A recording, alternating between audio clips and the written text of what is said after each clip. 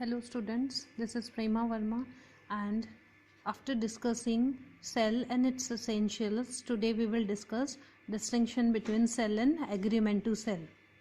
As discussed earlier, the definition of contract of cell given under section 4 subclause 1 includes both cell and agreement to cell. However, the distinction between cell and agreement to cell has been explained in section 4 subclause 3 of the Sale of Goods Act.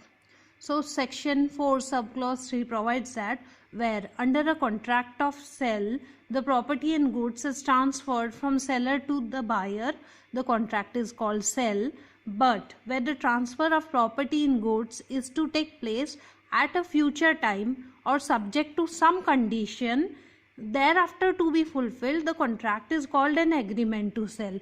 It means sale में जो ownership होती है वो immediately transfer होती है और agreement to cell में the property in goods that is ownership is not yet transferred but it will get transferred at a future time or subject to some condition thereafter to be fulfilled.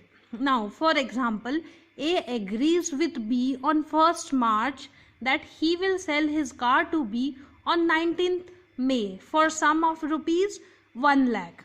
It is an agreement to sell since A agrees to transfer the ownership of his car to B in future.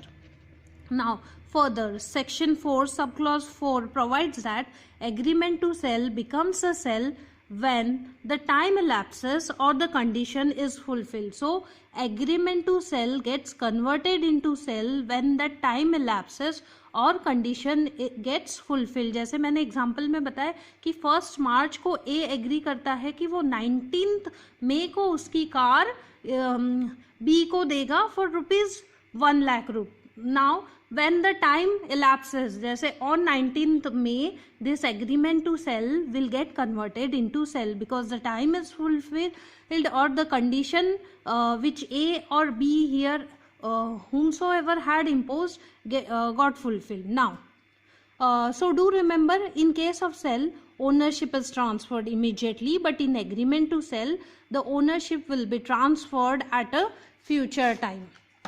Now next important thing is we have to discuss the points of difference between sell and agreement to sell. First is ownership. As I said, here in Sale of Goods Act we are concerned about ownership.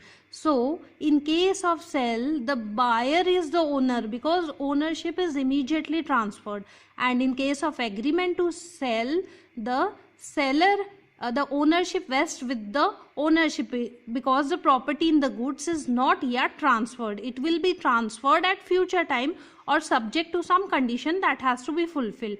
Then subsequent loss. Then if there is subsequent loss, in that case as the ownership is with the buyer in case of sell, so the buyer has to bear loss, and in case of agreement to sell as the ownership is not yet transferred, the seller will bear the subsequent loss. Why?